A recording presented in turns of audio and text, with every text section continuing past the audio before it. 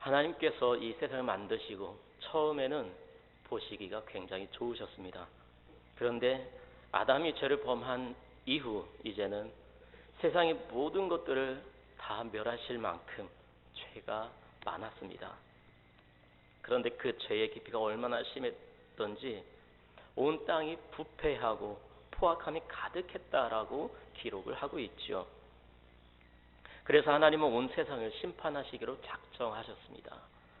그리고 하나님은 세상을 멸할 계획을 세우시죠. 그러나 그 순간에도 하나님 보시기에 온전한 한 사람이 있었습니다. 그 사람이 바로 노아이죠. 오늘 말씀해 보니까요, 하나님은 세상의 그 많은 사람들 중에서 노아에게 집중하십니다. 오늘 우리가 읽은 말씀 9절을 보니까요, 오직 노아에 대해서 이야기를 하고 있는데요, 노아 한 사람만큼은 당대의 의인이요 완전한 자이며 하나님과 동행했다라고 기록을 하고 있습니다. 그래서 하나님은 노아와 그의 가족들만큼은 구원하셔야겠다라고 생각을 하신 것입니다. 하나님은 노아를 통해서 새로운 세상을 만드실 계획을 세우신 것입니다. 그래서 하나님은 오늘 우리가 말씀을 읽은 것처럼 노아에게 방주를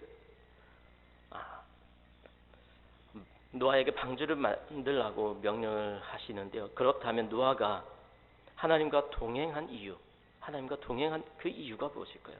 그 이유를 알기 위해서는 지난 시간에 살펴본 창세기 5장에 있는 에녹과 무두셀라의 이야기가 먼저 나와야 합니다. 에녹이 어느 날 갑자기 하나님과 동행하기 시작한 때는 무두셀라를 낳은 후부터였고, 그것은 파수꾼이란 뜻의 무두셀라라는 이름에서 그 의미를 찾을 수 있다고 말씀을 드렸습니다. 그런데요, 여기서 우리가 한 가지 더 생각을 해봐야 하는데요, 그것은 바로 오늘 말씀 9절에 등장하는 노아에 대한 평가입니다. 노아는 의인이요 당대의 완전한 자였으며 하나님과 동행한 사람이었습니다. 그렇다면 노아가 이와 같은 평가를 받을 수 있었던 삶의 그러한 삶을 살았던 이유는 무엇일까요?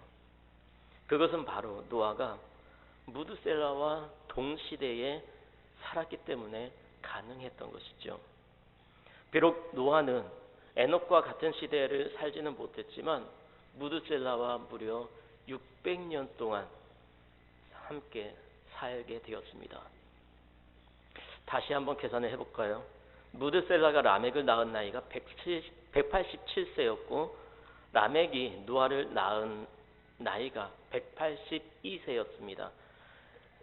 그래서 187 더하기 182는 369, 즉 노아가 태어났을 때에 무드셀라 나이가 369세였다고 이야기를 했었습니다. 그리고 그때부터 홍수가 나기 전에 600년 동안, 홍수가 나기 전 600년 동안 노아는 무드셀라와 동시대에 살게 되었습니다. 그 600년 동안 노아는 무드셀라를 보면서 과연 무슨 생각을 했을까요? 아마도 에녹이 하나님의 계시를 받았던 것처럼 노아 또한 무드셀라를 보면서 하나님께서 세상에 심판을 내리실 것이라는 사실을 인지하고 있었을 것입니다. 그래서 노아는 하나님과 동행하며 살았고, 이러한 하나님과의 동행이 그를 의인이요 당대의 완전한 자라는 평가를 받게 했던 것입니다. 그래서 하나님은 노아에게 세상에 있을 심판에 대비해서 방주를 만들게 하신 것입니다. 그런데 여기서 우리가 또 생각해 볼 문제가 있습니다. 그렇다면 하나님은 에녹을 왜 빨리 데려가셨을까요? 그것도 죽음 없이 데려가신 이유는 무엇일까요? 하나님은 에녹을 통해서도 세상에 심판을 내리실 것을 선포하도록 하실 수 있었을 텐데 그렇게 하시지 않았습니다. 하나님은 에녹을 죽음을 보지 않고 데려가시는 대신 다른 사람들을 사용하셨습니다.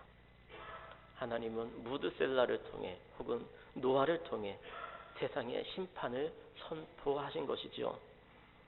그렇다면 하나님은 왜 에녹은 데려가시고 무드셀라나 노아를 통해 세상의 심판을 선포하셨을까요?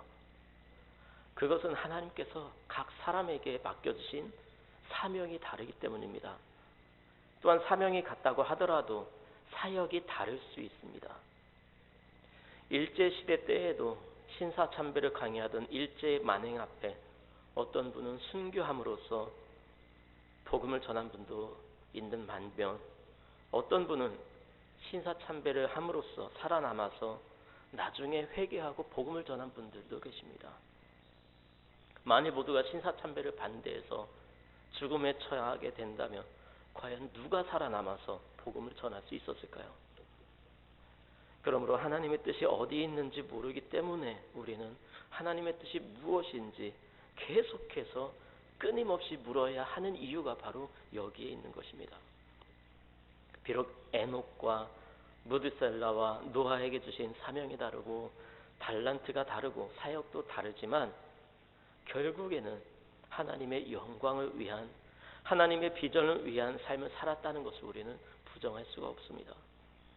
오늘 본문은 노아와 세상과 비교 대조하며 당시 사회적인 풍조를 고발하고 있습니다.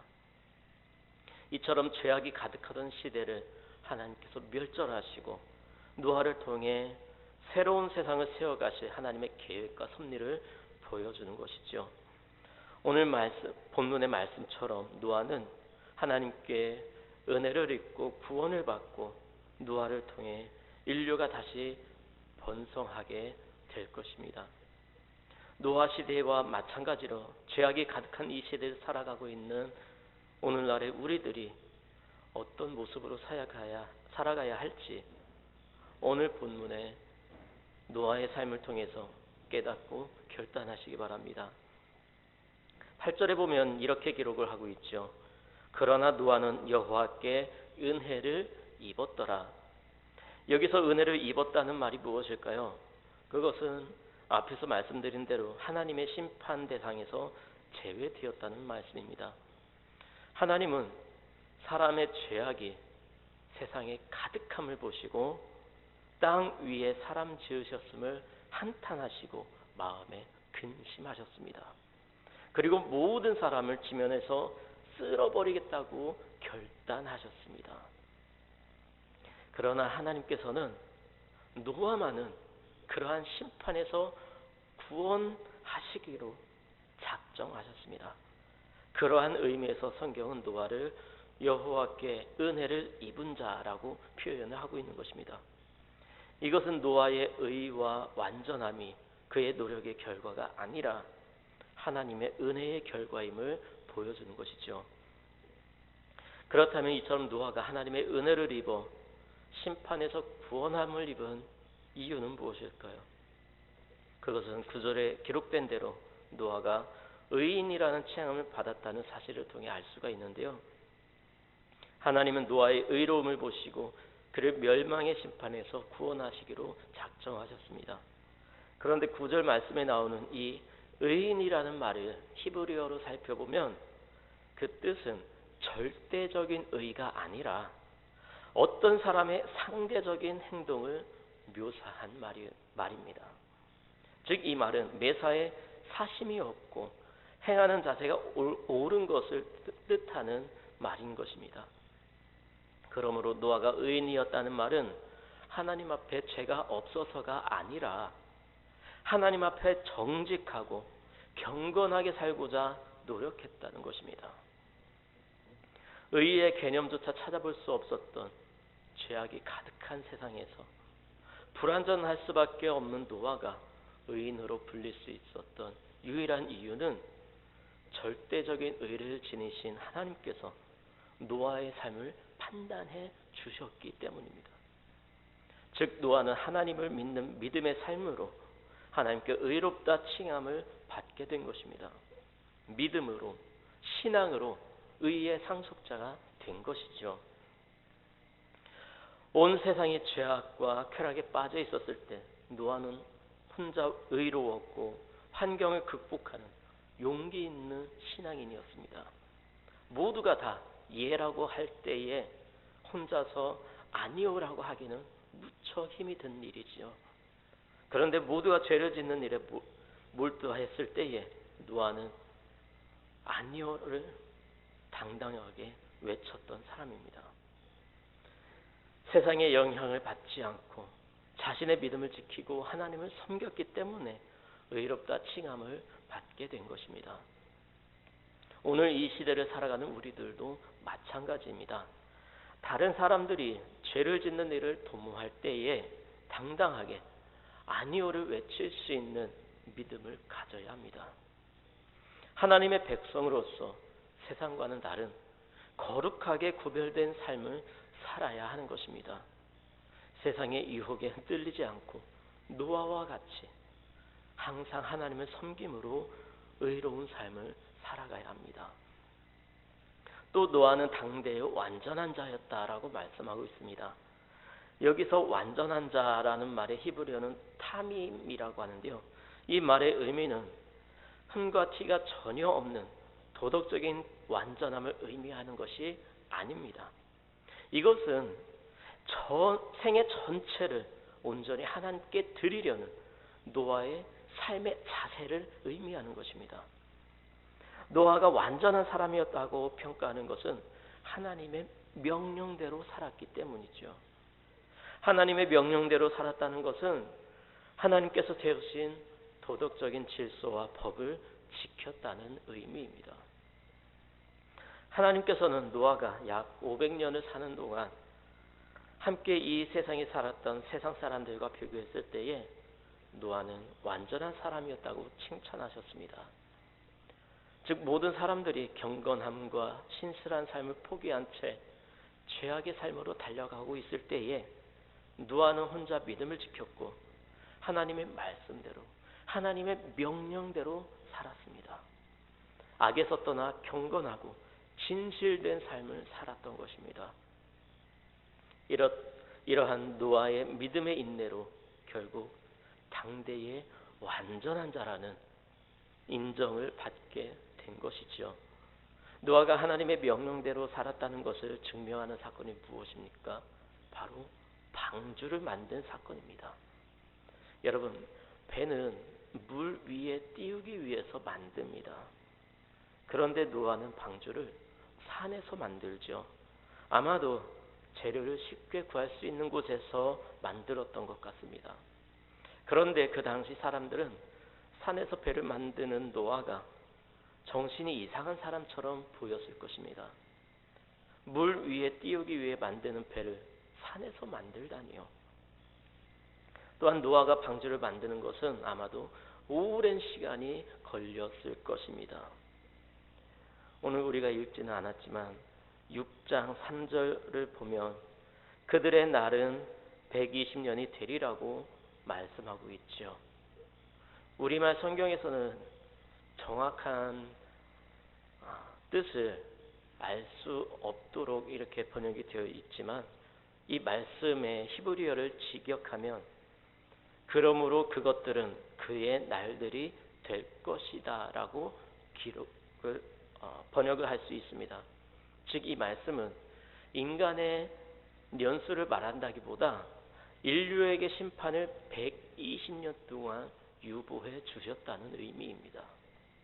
이 기간이 노아에게는 하나님의 홍수 심판을 대비하는 기간이 된 것입니다. 즉 노아는 이 120년이라는 기간 동안 사람들에게 하나님의 심판을 경고하며 회개를 촉구하고 그 기간 중에 방주를 만듦으로써 하나님의 홍수 심판을 대비했던 것이죠. 노아가 하나님의 명령을 듣고 혼자서 오늘날과 같이 최첨단 도구도 없던 그때에 그것도 산에서 묵묵히 오랜 세월 동안 방주를 만들고 있던 그러한 노아를 보고 사람들이 과연 뭐라고 했을까요? 아마도 사람들은 노아가 방주를 만드는 세월 동안 아무 일도 일어나지 않는 세상을 보면서 노아에게 하나님의 약속이 있긴 한 거냐라고 질문을 했을 것입니다. 아마도 노아가 방주를 처음 만들기 시작했을 때에 세상 사람들은 설마 하다가 하나님의 심판이 더디어지자 결국에는 그럼 그렇지 하는 마음을 갖게 되었을 것입니다. 그래서 사람들은 모두가 노아를 향해 욕하고 손가락질하고 놀리기도 했을 것입니다. 그럼에도 불구하고 노아는 하나님의 말씀에 순종해서 산 위에서 배를 만들었습니다. 이렇게 하나님의 말씀에 순종한 노아를 하나님은 완전한 자라고 칭해 주셨습니다. 그런데 사실 인간 중에는 완전한 사람이 없습니다.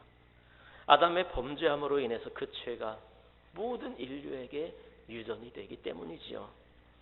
앞에서도 말씀드렸지만 완전한 자라는 말은 도덕적인 의미가 아니라 삶의 자세를 의미하는 것입니다. 이러한 사실에 대해서 디도서 3장 5절에서는 이렇게 기록을 하고 있습니다. 우리를 구원하시되 우리가 행한 바 의로운 행위로 말미암지 아니하고 오직 그의 긍휼하심을 따라 중생의 씻음과 성령의 새롭게 하심으로 하셨나니. 아멘. 그렇기 때문에 우리는 하나님께서 노아를 완전한 자라고 인정하신 것은 그가 얼마나 하나님의 말씀에 순종한 삶을 살았는지, 하나님의 마음에 합한 삶을 살았는지 알 수 있게 되는 것이지요. 노아의 삶의 방향은 온전히 하나님을 향한 삶이었습니다. 오늘 우리는 이러한 삶의 자세를 배워야 합니다. 우리의 노력으로는 완전한 자라는 칭함을 받을 수가 없습니다. 절대 불가능합니다. 하나님의 은혜로만 가능한 것입니다. 이와 같은 하나님의 은혜를 받기 위해 필요한 것이 무엇일까요? 그것은 바로 노아와 같이 하나님께 우리의 생애를 온전히 드리는 자세가 필요한 것입니다. 순전한 믿음과 완전한 순종입니다. 여기에 나의 의견은 조금도 필요하지 않습니다. 이러한 믿음의 삶으로 하나님께 인정받는 믿음의 삶이 되시기 바랍니다. 이렇게 노아가 의인과 완전한 자로 인정받을 수 있었던 것은 무엇보다도 그가 하나님과 동행하는 삶을 살았기 때문입니다. 오늘 말씀을 히브리어로 살펴보니까요, 에녹이 하나님과 동행한 것과 같이 노아도 하나님과 동행했다는 사실에 대해서 이 동행했다는 말을 똑같은 단어로 사용을 하고 있습니다. 성경에서는 하나님과 동행한 사람에 대한 기록이 에녹과 노아밖에 없습니다. 물론 하나님께서 함께 하셨다는 표현으로 기록된 사람들은 많이 있지만 동행했다는 기록은 에녹과 노아 두 사람뿐입니다. 그렇다면 단순히 하나님께서 함께 하셨다는 것과 하나님과 동행했다는 것은 어딘가 미묘한 차이가 있는 것은 분명합니다. 하나님과 동행했다는 것이 정확하게 어떤 의미인지 말하기는 어렵지만 하나님과 아무런 거리낌 없이 친밀하게 교제하는 상태인 것은 틀림이 없습니다. 그렇다면 노아가 하나님과 동행하는 삶을 살았다는 것은 과연 어떤 의미일까요? 이것을 알기 위해서는 하나님께서 어떤 분이신지 알아야 합니다. 오늘 말씀과 관련해서 가장 두드러지게 나타나는 하나님의 성품은 거룩함입니다. 하나님의 거룩함이요. 노아는 철저하게 죄와 단절된 삶을 살았습니다. 만일 노아가 주변의 화려한 문명과 인간들에게 깊은 관심을 두고 살았다면, 다른 사람들과 같이 똑같은 삶을 살았다면 분명 그도 하나님의 진노의 대상이 되고 말았을 것입니다. 그러나 노아는 자신의 온 관심을 하나님께 돌리고 날마다 자신의 삶 속에서 하나님의 뜻이 무엇인지 발견하려고 애썼습니다. 이렇게 하나님의 뜻을 발견하기 위해서는 끊임없이 하나님과 교통하는 삶을 살아야 합니다. 하나님과의 인격적인 교제, 즉 교통하는 신앙이 바로 노아의 믿음의 뿌리였던 것입니다. 노아는 하나님과 교통하는 가운데에 아직은 불확실했던 믿음을 더욱 확실한 믿음으로 다져갈 수 있었고, 불완전한 경건을 완전한 경건으로 성숙시켜 나가게 되었습니다. 노아는 하나님과 교통하는 가운데에 세상 사람들과는 구별된 삶을 살 수 있었고 거룩함을 지킬 수 있었습니다. 아담의 범죄 아래 모든 인간은 죽어서 흙으로 돌아가게 되었습니다. 그런데 에녹이 죽지 않고 하늘로 올라갔다는 것은 대단히 의미심장한 일이지요. 인간의 결국이 흙으로 돌아가는 것으로 끝나는 것이 아니고 다른 차원의 삶으로 이어진다는 것을 처음 우리에게 알려준 사건이 바로 에녹이 하나님 하늘나라로 올라간 것입니다. 그리고 그 삶으로 들어가기 위한 조건은 의로움이라는 것도 알려주었습니다. 노아 역시 하나님과 동행하던 의인이었습니다. 하나님은 지금 인간의 죄악이 너무 깊어서 상심하셨기 때문에 인간을 다 없애버리기로 작정하셨습니다. 그런데 노아라는 이 의인 때문에 그 계획을 수정하실 수밖에 없었지요. 이와 같이 우리가 살면서 누구와 동행하는 것은 굉장히 중요한 문제입니다. 부모님들이 자녀들에게 학교 가면 어떤 친구들을 사귀라고 할까요? 아마도 공부 잘하고 착한 친구들을 사귀라고 한 번쯤은 말씀을 하셨을 것입니다. 왜 그렇습니까? 그러한 좋은 영향력을 끼치는 친구들의 삶을 배우는 것이 좋기 때문이죠. 반면 불량한 친구들을 사귀면 똑같이 불량해질 수 있기 때문에 그런 친구들과 사귀는 것을 반대합니다. 부부도 마찬가지입니다. 부부가 함께 오랜 세월을 살아가다 보면 삶의 방향도 같아지고 가치관도 같아지고 언어도 같아지고 나중에는 외모도 닮아가는 것을 볼 수가 있습니다.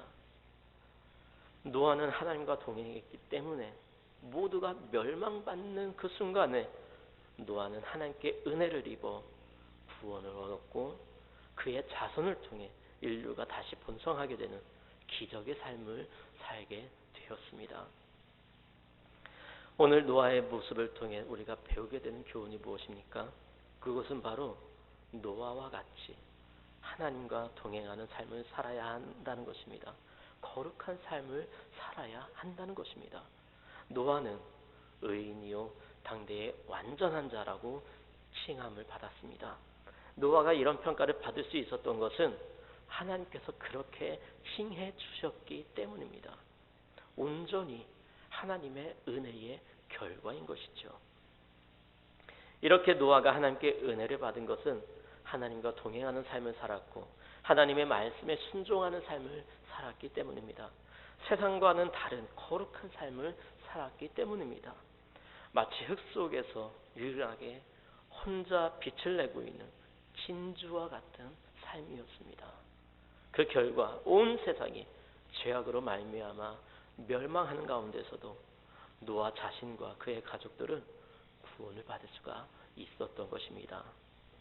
오늘날도 마찬가지입니다. 오늘 우리는 홍수가 나기 이전에 어지러웠던 세상과 같이 죄악이 관영한 시대를 살아가고 있습니다.